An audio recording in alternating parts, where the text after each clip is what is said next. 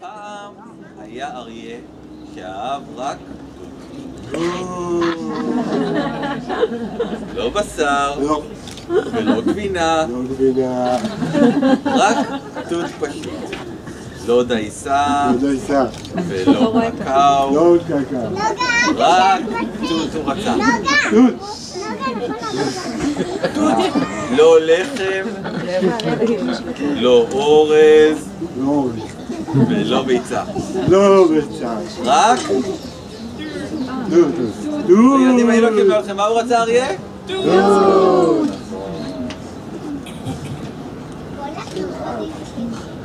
וביער הרחוק ההוא, שבו היה גר, לא היה כשאנחנו מרימים את זה, אתם כולם ביחד אומרים את המילה. מוכנים? בואו נעשה ניסיון, 3, 4. ישב האריה ובכה ואמר, אני רוצה תות. באה אמא שלו הלוויה ואמרה לו, חמודי, ביער שלנו אין תות, הבנת? אין תות. אין תות. יש ביצה. רוצה ביצה? אתה אוהב ביצה. רוצה גבינה? יש לי גבינה. גבינה? לא רוצה גבינה. אולי שוקו? שוקו. לא. אני יודעת מה אתה תאהב, אני יודעת. הבאתי לך סטייק. סטייק. לא רוצה סטייק. רוצה תות. רגע, יש לי פטל. לא. אני יודעת, אולי פורית, אולי דייסה? דייסה? סע. רגע, עכשיו יש לי משהו שאתה ממש אוהב, וזה יחליף את התות. יש לי ארטיק! לא! אוי, אין לנו תות, אין, ביער הזה אין תות. תפסיק לבכות ותפסיק להתלונן, מספיק, די. אבל האריה בכה ורצה רק ואת עיניו ניגב כל הזמן בסמר ורצה רק תות. כל הזמן בכה וכל הזמן רצה תות.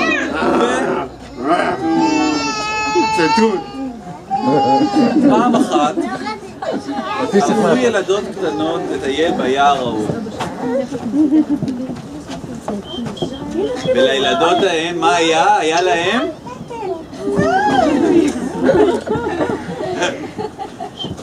היה להם תות כי במקום שבו גרו ממנו יצאו לטיול היה תות. הילד אמרה שאסור לגעת בזה.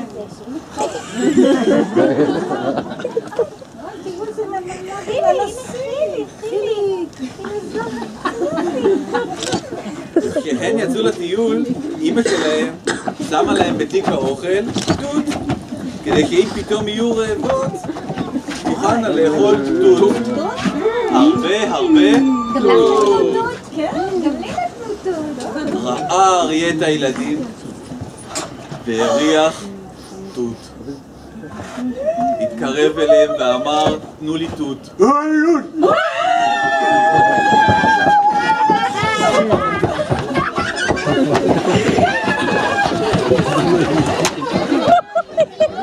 הילדים נבהלו מאוד, הם פחדו מחיות גדולות, הם גם לא הבינו את שפת האריות ולא ידעו שהוא מבקש תות, הם חשבו שהוא רוצה אולי לטרוף אותם.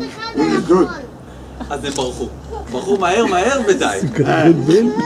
כשהם ברחו, נפלו להם תיקי האוכל עם התות, הרים האריה את התיקים והתחיל לאכול את התות.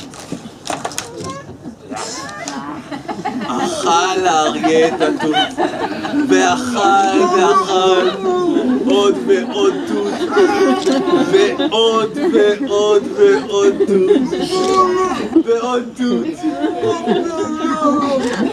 ועוד אחד.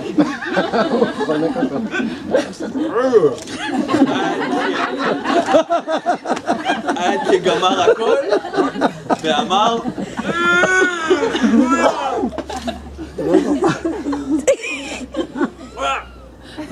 אני בכלל לא אוהב תות, זאת הייתה פשוט טעות, אתם מבינים כל העניין הזה עם התות?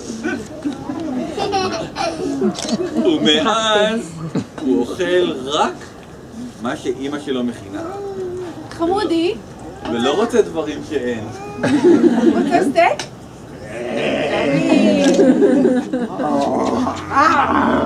בא לך ביצה? בא לך גבינה? גבינה טעים. נכון, בבוקר אתה אוהב דייסה? סע, טעים על הבוקר, גם בערב. הנה שוקו לקינוח. כבר לא בוכה, לא מתנהג כמו טיפש. מה אמרתי? אמרתי. ומה עם הילדים? כך אתם בוודאי רוצים לשאול. הילדים חזרו הביתה וביקשו מהר לאכול. וכל אמא ואמא שאלה את הילד שלה. חמודי, מה אתה רוצה לאכול? טוב!